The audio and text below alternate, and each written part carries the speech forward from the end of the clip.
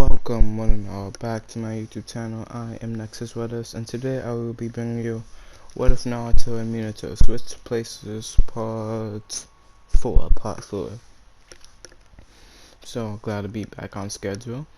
Yesterday, my last video I said I was gonna upload today. I uploaded today, so that's good. And yeah, no, this part's 5 pages and it's pretty late and I'm pretty tired. So let's just get right on into it. And all these stories I'm reading, I've made myself. So if you think someone else made it, it didn't. It was just me. Yeah, all out of the way. Let's get into it. What if Naruto and Minato switched places? Chapter 4: Flashing Mist. Team 7 has been doing only D-rank missions for the past 2 weeks, and they're increasingly getting restless. It all builds up until they can't handle it anymore, and all 3 of them practically beg for a new mission from Hirosen. Well, Sasuke kind of demanded it, Sakura asked politely, and Minato was the one who was actually begging. Hirosen is amused by this, and so is Kakashi. Hirosen knows of their skills pretty well and is confident in their abilities to give them the C-rank mission. They're all super grateful for this and get ready to escort their client Tajina. The first few hours go fine without any encounters of bandits, but they suddenly encounter the Demon Brothers. Minato and Sasuke quickly react. Sasuke blitzes over one of them and kicks him in the head, knocking them out, while Minato quickly gets behind the other brother and deepens 10 kunai in his back, legs, and arms. He then puts a kunai to his throat and looks at Kakashi for reassurance.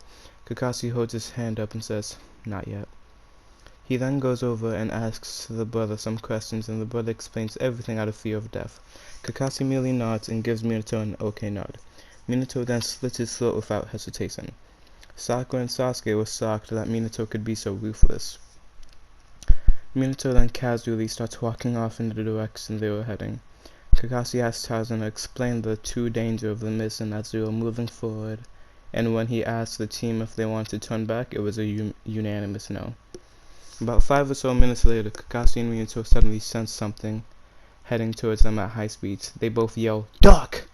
as Kakashi tackles Tajina and Minato tackles Sasuke and Sakura. That's when a giant blood dragon just goes right past them. It hits a tree and explodes in the distance. When the team gets back up and prepare to fight, they see a man with blonde hair, a black cloak with red streaks on the edges, black shinobi pants, 2 blades on the sides, a straw hat on his head, bandages covering his entire torso, and 1 big butcher-like blade on his back. Well, look what we have here, the unknown man started to say in a gleeful voice. Let's see, we got my target, who has a nice bounty on his head, 3 puny little Genin, and Kakashi the copycat ninja? If this is a dream, please don't wake me up, because this is way too good. I'm getting paid to drown myself in such rich blood, and it's far too great of a chance. Ah, so you must be the ever-so-famous Bloody Rain Taiju. I've heard about your crazy escapades all around the shinobi world. Despite your unamusing attitude about everything, especially death, you're an A-rank shinobi, but with the newly acquired sword on your back, it seems as if you might be even higher than your most recent bingo book entry.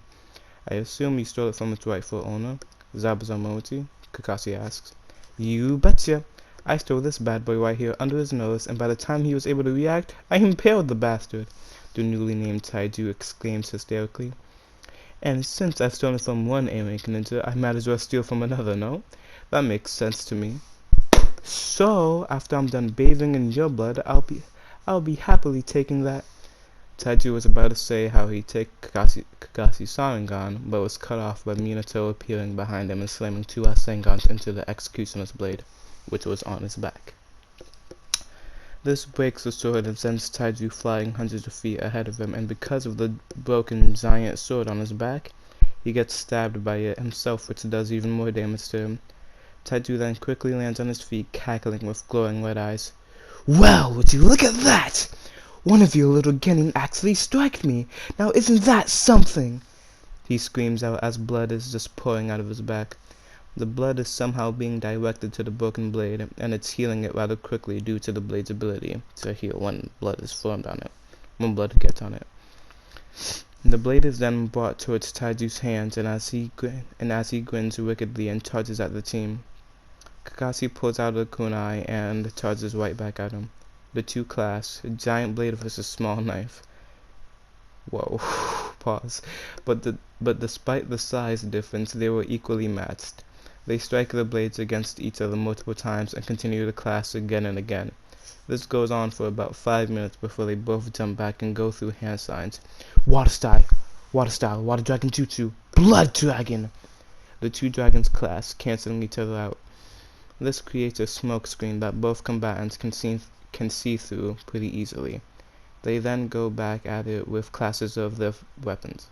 As Taiju is focusing all on Kakashi, Minato throws a flurry of shuriken at his back while Sasuke sends mini fireballs at him as well. Taiju just takes it without even a glance behind him. This, however, was a mistake. Was a giant mistake, actually, as the shuriken embedded in Taiju's back and then turned into clones of Minato holding Rasengans in both hands. They all hit him dead on and launch him towards Kakashi, who takes this newly found advantage and quickly weaves hand signs and shoves a lightning blade through his chest. Excuse me. This causes Taiju to spew out blood from his mouth, which lands on Kakashi's arm. Taiju, who seems like he was about to die, then suddenly raises his head with a wide grin, and the blood from both his mouth and on Kakashi's arm proceeds to wrap around Kakashi, trapping him in a blood prison. Taiju then raises his hands, and multiple sharp bones are then flung out of his fingers.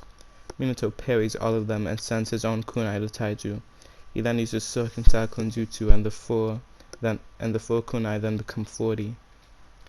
As they were closing in on Taiju, the same amount of bones shot out of his body and caught each and every single one. As they were closing in on Taiju, the same amount of bones, so 40 bones, shot out of his body and caught each and every single one of the kunai through the little handle grip. His smirk quickly turned into a surprised expression when all 40 kunai turned into Minato once more, and they all used wind style Gale Palm directly. The compacted wind then hits Taiju, doing pretty good damage externally and internally. Taiju took on a pained expression unlike his pleased one whenever he drew blood. That's when something clicked in Minato's head and dispelled all 40 clones purposefully. The clones dispelled into lightning chakra, and it paralyzes Taiju for a good 9 seconds. This was more than enough time for Minato to get to work. The original Minato sent 3 more kunai at Taiju, and as it was about to make an impact, the kunai transformed to 2 Minato clones in Sasuke and the Exo Sasuke. The 3 of them then proceed to do an extensive taijutsu combo on the paralyzed man. They all punched him, one in the gut, one in the chest, and one in the face. Clone 1 then zooms over to the flying away Taiju and lands a kick to his side, which sends him tumbling to the left. That's when Clone 2 appears there to kick right back him to Clone 1. To kick him right back to Clone 1. Clone 1 then punches him right to the jaw, and that sends him rolling over. Clone 2 appears behind him and does a frontward kick to him, stopping his momentum. He then hits him with a barrage of punches that ends up with an open palm strike with both hands to the chest, aiming for the sky. Taiju is sent flying upwards, which is when Sasuke appears and does a similar barrage of punches and kicks to the beaten man and ends his assault with a lion's barrage. This slams Taiju back onto the ground, causing a crater to form. The 3 then jumped back up into the air and were going to land a sky kick down onto him, but Taiju had had enough and unleashed multiple bones out of his torso. They're able to move around these bones thanks to the Sharingan's precognition and end up breaking most of them with kunai or just their bare hands. This causes extreme pain to Taiju, since he's not only having his bones get broken, but is also seeing his bones get broken, which most likely adds on to the pain. The 3 close the distance quickly, and they then use the broken pieces of Taiju's bones on him and slam it into his body, which causes him to cough out some blood. This excites him for a bit, but before he could really take advantage of more blood being spilled, they all wind up their fists. Clone 1 gives him a right hook to the face. Clone 2 gives him a left hook immediately after that, and Sasuke then gives him a straight haymaker. Taiju's body is pummeled and bruised all over. Sasuke then looks at the 2 clones with his Sharingan activated, and the composition and the composition, and he then looks up at Minato. Minato smirks, which causes Sasuke to do the same, and he then backhands the two clones next to him. They dispel into a combination of lightning and wind chakra. The chakra then surrounds Sasuke's fist and increases the speed and strength. Sasuke then ignites his fist with fire chakra and then just starts beating Taiju up even more. The wind chakra is drawing the blood due to its piercing nature, but the brute strength of the fist is overwhelming the blood that's being drawn. Sasuke just keeps beating him into the ground until the chakra around his fist runs out, and that happens after a good 3 minutes. As the last sparks of the chakra around his fist are dwindling, Sasuke flares his chakra one more time, clasps his hands together, and just slams down on Taiju. When Sasuke jumps up from his body, Taiju is unrecognizable. He's barely able to control any blood since his eyes were heavily wounded. Kakashi had broken out of the blood prison via substitution and had just watched Sasuke wail on the annoying shinobi with an amused smile under his mask. By the time Sasuke had finished wailing on Taiju, that's when a new player entered the battlefield. I see that you guys had taken care of that damn bastard for me. I appreciate this sincerely, says a man with bandages over his mouth, white shinobi pants on, and a crossing X type thing over his torso. Nice to see you've come back to reclaim your sword, Zabuza Momochi, Kakashi states. Zabuza chuckles a bit and picks up the executioner's blade. He walks over to Taiju and sees his deformed face and swings down his giant blade on his body one final time, killing the man with complete blunt force. Sorry, I just wanted to get that out since he took my sword and all, Zabuza explains. No worries, Kakashi responds, slightly amused. The team then head on to Tazuna's house and with Zabuza in tow, who reveals that the 4th Mizukage sent him there to deal with Gato and his mercenaries. After the week there, he definitely deals with Gato with the assistance of Team 7.